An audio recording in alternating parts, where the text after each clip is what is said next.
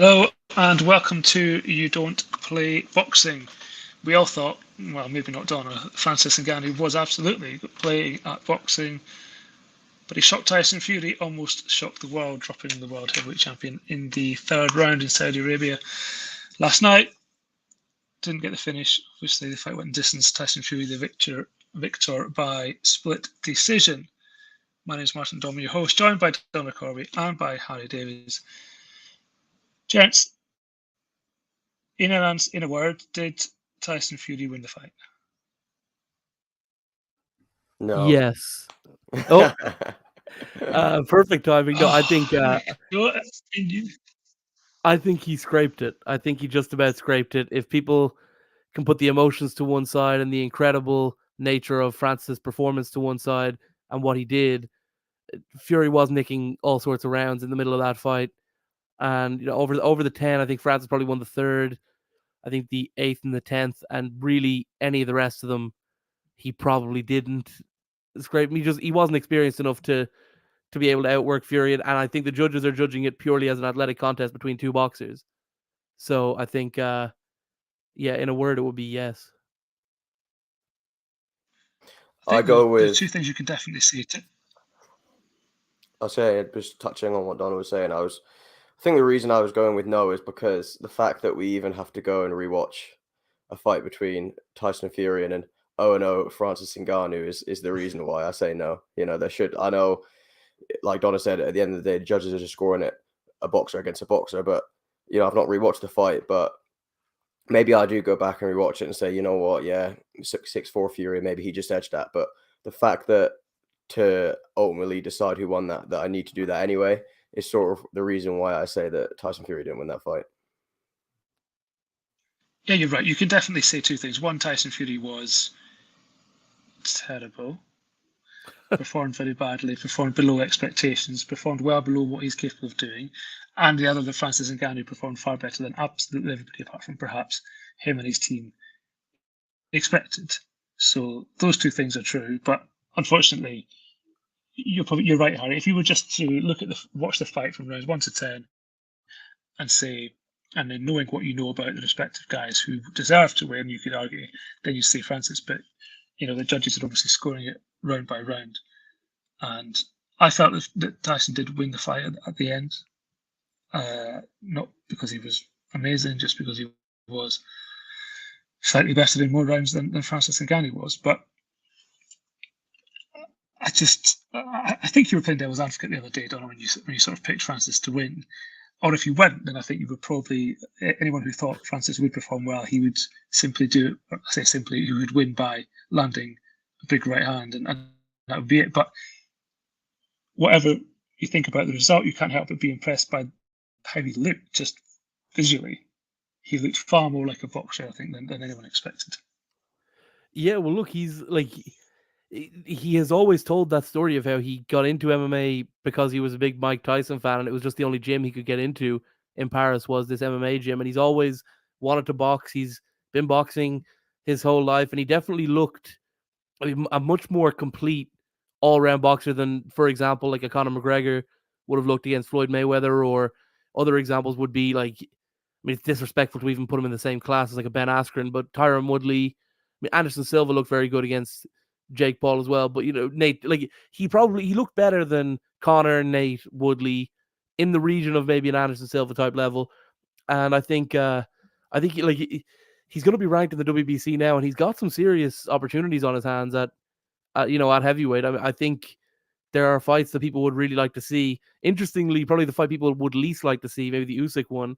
But no, I always thought that he had at least a chance of getting the distance, of getting some sort of a sort of freak win. And geez, we almost saw it in the third round. He got the knockdown. I was speaking to people afterwards and saying like it's I mean, for PFL it's like millions of dollars of advertising just from one picture. Really, they could just have this thing forever that they've got what many people feel is a lineal heavyweight champion on their MMA promotion. So yeah, I think big W for Ngannou, even if he didn't actually win on the scorecards. Well, what I hope with the PFL is they've tied him down to specific numbers, because he's going to want to renegotiate after that one. He's worth a lot more than he was 24 hours ago. And I think it does seem as if he will go there or fight in the cage next. But you're right, he has plenty of options. We'll have that top 10 ranking with the WBC. Tyson Fury likely to be tied up with Usyk next year, so you'd have to look elsewhere. He's not going to fight, I imagine, Emmanuel Char. Well, maybe he would. I mean, Char would probably take it, but he needs to be careful with his fights. I think there is a danger that because he was so much better than we expected, that we've blown it out of all proportion. I mean, he did fight very well. Tyson Fury did fight very badly. Is the danger though higher that we suddenly we're so hyped by it that we think that suddenly he's the next big thing at heavyweight boxing? Yeah, that's it. Obviously, everyone sort of gets caught up in the moment. You don't want to be a prisoner of the moment. But like you said there, he's just arguably beat, the best heavyweight of our generation. So you can't go and put him in against, Emmanuel Charles. Like you say, it has to be, a big dog, a heavyweight. So fair play to Francis. I mean, any of those sort of fights with Joshua and Wilder are appetizer now. And it seems like everyone wants him. I know, you've seen Eddie Hearn's almost gobsmacked to the result. Joshua played it down a couple months ago saying it's a gimmick fight, and now all of a sudden they're going to be racing. It's almost like the race to Ngannou, who can get him next. So yeah, it's amazing, really, and fair play to Francis. I don't know who he should fight next.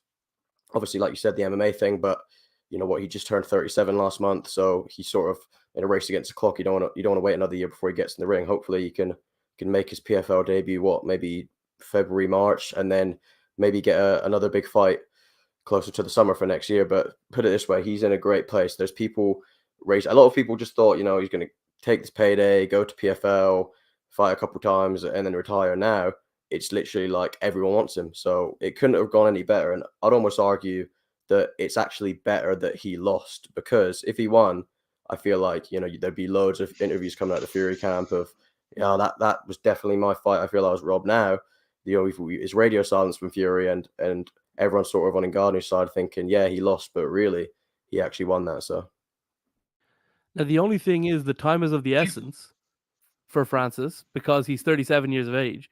So he said to Brett Okamoto last night on ESPN, he's going to be back out in February or March for the PFL, which I think was always the deal. I think he had even said that, Tyson had said there was no rematch clause. He also said in the same interview that Tommy made $10 million to fight KSI. So everything Tyson says you take with a grain of salt. But I think that I think there was a rematch clause in the case that Francis were to win, and Francis had said that would have had to wait until after the PFL fight, because he's contractually obligated to this February or March date for their first pay-per-view. So it'll be interesting to see how quickly he gets back out after that, who they put him in with, how that goes. I mean, he hasn't been in the cage. At that point, it'll have been 3 years. So he hasn't, that's completely different skill set. He spent the entirety of and of that 3 years, the first year he was recovering from a knee injury. The second year he was learning how to box. And then, this third year, we'll see. But, the entirety of the second and third. So he's in an interesting spot. And I think the PFL will need to match him very cleverly now. And then I think it's back to boxing would be best. It definitely feels like boxing is where the money's at. I mean, 10 million for last night, more than he got in his UFC career in total.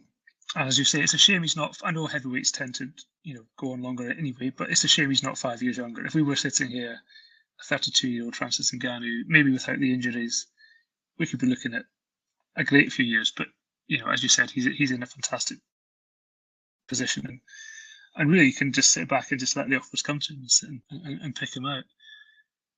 In terms of Tyson Fury, the fight with Usyk was ready to be announced last night. The press conference was ready to be staged, and then it was all very quietly cancelled. And Fury, as you said, has gone quiet. Nobody's really said anything since those post-fight comments.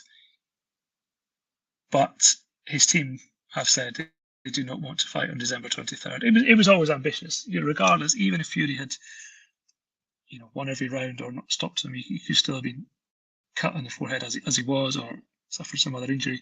But they do not want to fight on December 23rd. Usyk's team have a different view. Have your thoughts changed on that fight? Given not just last night, but Usyk against Dubois, still want to see it. I'm sure, of course, we need to have one champion, but or is it simply a case that, as Fury will say, he had no idea what Ngannou was going to look like, didn't know how to train for him, didn't know how to fight him, but he knows exactly what he's going to get against Usyk?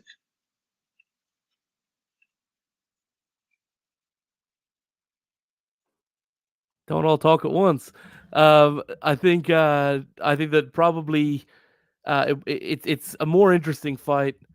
Now, maybe like I is it more? It's just it's an interesting spot for Tyson to be in. Because I think there's a lot of people who would rather see him rematch Ngannou probably before he goes and fights Usyk. Even though before this it was all this is a joke fight and let's just do the Usyk thing. And yeah, certainly December 23rd was ambitious to say the least. Was never likely, but I guess they probably thought they'll get him out of there in the first couple of rounds, and really Tyson won't have done much work. He didn't really look like he claims he had a 12-week camp, the craziest 12-week camp I've ever seen. He's the greatest heavyweight in the world, and that's how he looked after 12 weeks. I don't know. So I think, yeah, they'll do this Usyk fight probably at the start of next year, but I think there will still be interest in if he can get by Usyk, which is a huge if, then there will be big interest in the rematch with all the belts on the line between him and Francis Ngannou. Wouldn't that be crazy next summer? Ngannou versus Fury 2? Tyson's dad has said it as well. He says a different thing every day. A few of the interviews, he was like, "Look, I don't even want to hear Usyk's name. I could, win this, but come out with a big cut like he did against, Otto Wallin or something." But then also he was saying, look, that December 23rd date is signed on. If Usyk doesn't make it, we'll be taking sort of legal action. And, we're one day on from the fight now, and there's no way it's happening for that because of Fury. So, yeah, as Don was saying, I can't really, and I feel like that fight is it's the worst case scenario. No one is thinking about that undisputed fight now. It was sort of like we were expecting to see them face off in the ring. We did get it in the end, but no one really cared because everyone thinks Ngannou's won. So obviously Frank Warren has said that's still going to go ahead. Don't know when yet, what date yet, but the stock of that fight has taken a huge dip because even if it does happen in this Ngannou thing, Ngannou Fury comes later on, you just know all the build up to that undisputed fight is going to be, well, he lost against an Ono boxer. So it is taking a massive hit. When do we get it? I don't know. Maybe early next year, like Donna said, but yeah, it's a worst case scenario for that fight. Yeah, the thing is, we should never be in this situation. This fight was supposed to, or the Usyk fight was supposed to be signed, sealed, delivered for April in Wembley, and we should have had it. Should have had a champion, and then if they wanted to go their separate ways after that, by all means. It's just unbelievable to be sitting here thinking that Francis Ngannou, former heavyweight champion of the UFC, is the man who's completely upset a heavyweight division, which has been not dormant for a while, but you look at Joshua and what he's been doing. Look at Wilder, who hasn't fought once since the third Fury fight, and Fury's fought once since last year. It's just remarkable. Yeah, it truly has been an unbelievable smash and grab for Ngannou. Everyone that famous thing about fumbling the bag and all of that. Certainly, looking. And it looks even better when you look at the fact that there won't be a UFC heavyweight title fight, an undisputed one at least, in November either at Madison Square Garden. So, he even if he stayed in the UFC, he wouldn't be fighting John Jones right now, because Jones is injured. So he's emerged as a real star in this division. And I mean these matchups are all really exciting. Ngannou and Wilder, these two massive heavy hitters. There's no way these guys are going the distance. Then you got Anthony Joshua, another big hitter. That two African, Nigerian on Joshua's side, and Cameroon on Ngannou's, and then of course the Usyk thing. I was talking to someone about this earlier. Usyk's probably the least appetizing of those fights, even though he could theoretically be the undisputed champion by the time Ngannou is boxing again. It's like there's really not much. It's the fight that's the least intriguing because he's probably not going to get hit by that big one, and the likelihood that the big shot Francis lands is going to be a body shot, which is what's going to be the thing that hurts Usyk, is pretty slim. So I think that there's more interest in the Wilder thing. I think Wilder's the move. because Wilder has said he'll do the 2-fight deal and do MMA afterwards, which, is none of the rest of them have offered that. I guess Tyson has said it, and then by the end of whatever day he was saying it, he said that that's an idiotic idea.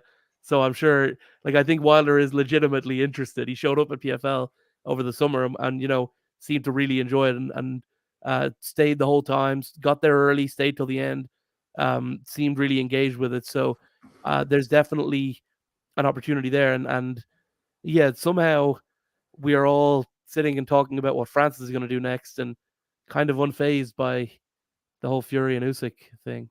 The funny thing is when Donna's talking about these matchups, it makes me think, well, if you look at it, someone's going to miss out, right? Because say, for example, Fury and Usyk goes ahead and well, Wilder or AJ, one of them gets the Ngannou fight. Well, one of them's going to miss out, right? We've all wanted AJ Wilder for a while, but say they do Ngannou Wilder or Ngannou AJ, one of those two is going to miss out. So hopefully we actually get the two of those fights. But when you actually look at things, it's going to be one of those top heavyweights that misses out, which is crazy because Ngannou is at the center of all this, right?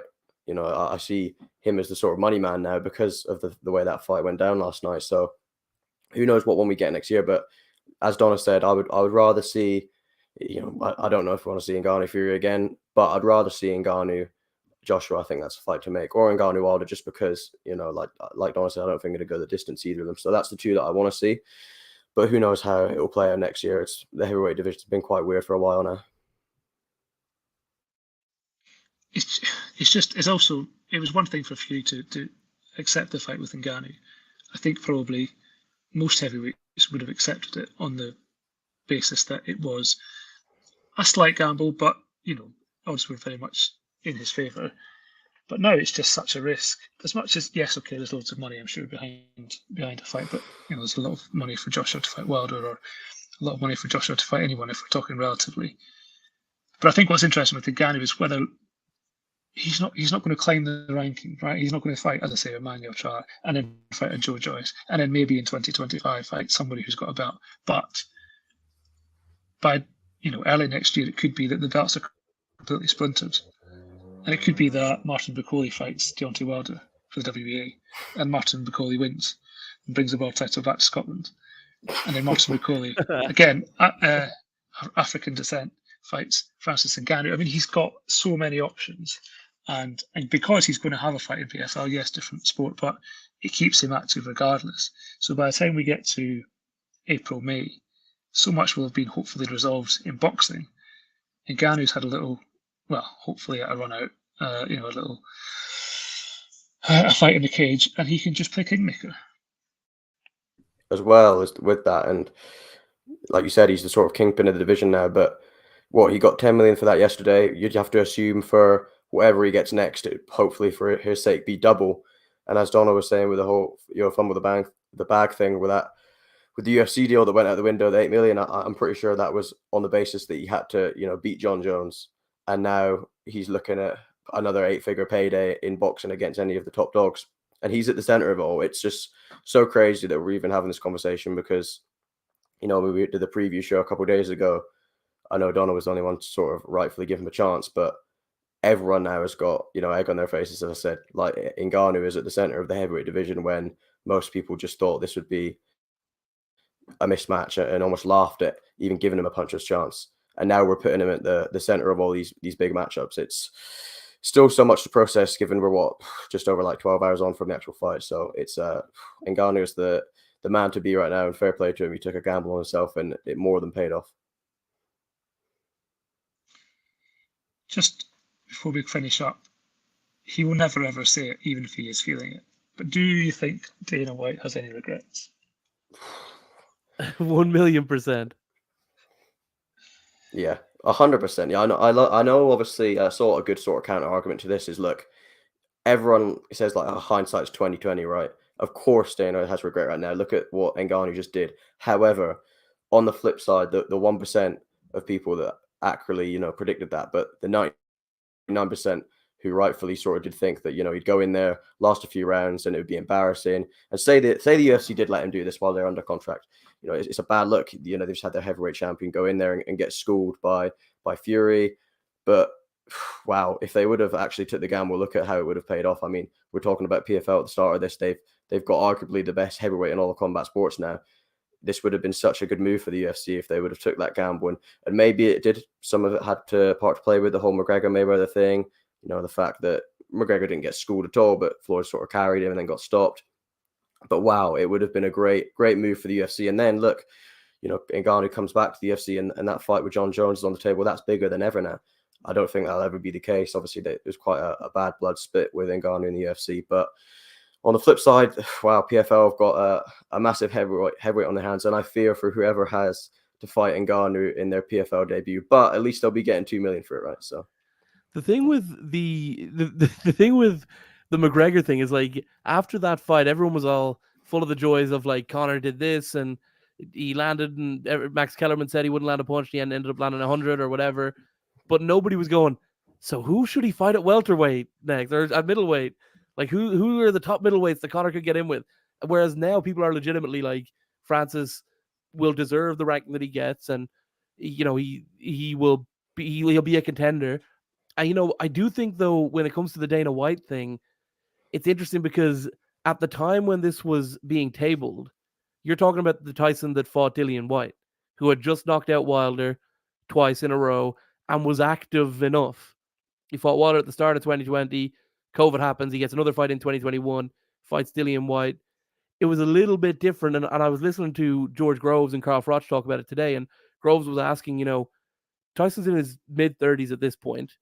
He's not like Floyd, where he didn't ever get hit. He's not someone who has kind of, he's not someone who's been completely dominant in his career. He's been put down 5 fights, right? The 2 against Wilder, a couple in his early, obviously Steve Cunningham, and then there was one more before that, wasn't there? Yeah. So this is 7 times in total, 5 fights. You're right. Yeah. So this is the 5th fight he's been put down in. So you wonder, like, he's got miles on the clock, and what Groves was asking was, how much sparring has he realistically been doing in terms of, like, intensive hard sparring, particularly if he's preparing for a fight that isn't supposed to be very competitive. And I would think, like, is back then it was a very different prospect. Like, he was a year and a half younger when Dana White was being asked about this fight, and and Francis, had an injury as well, and Francis is also, he beat Cyril Gane, but he didn't look incredible in that one. And I just think that it's not like Dana could have foreseen this series of circumstances. And also, this Saudi deal wasn't on the table at the time. Frank Warren wasn't working with the Saudis. Skills Challenge were all in with Matchroom. They were all in on AJ and Fury and all these different fights. So I think, obviously Dana will regret it, and Dana will be thinking, like, this would have been big. I also don't think Dana has a huge amount of regrets. Like, I don't think that he's too heartbroken that one of his fighters ended up being successful outside of the UFC. He's going to just go and put on another massive pay-per-view, or another 10 of them next year. So he won't be too concerned. But I do think that, like, people kind of read a bit much into, like, oh, Dana will be so heartbroken over this. It was a very different prospect when it was put to Dana than it is now. It's a good point. It's a very good point. And a point we shall end on. Thank you very much for tuning in. We will be back soon with all the latest news, previews, reviews of anything that we can categorize as influencer boxing. But until then, thanks for tuning in, and do take care.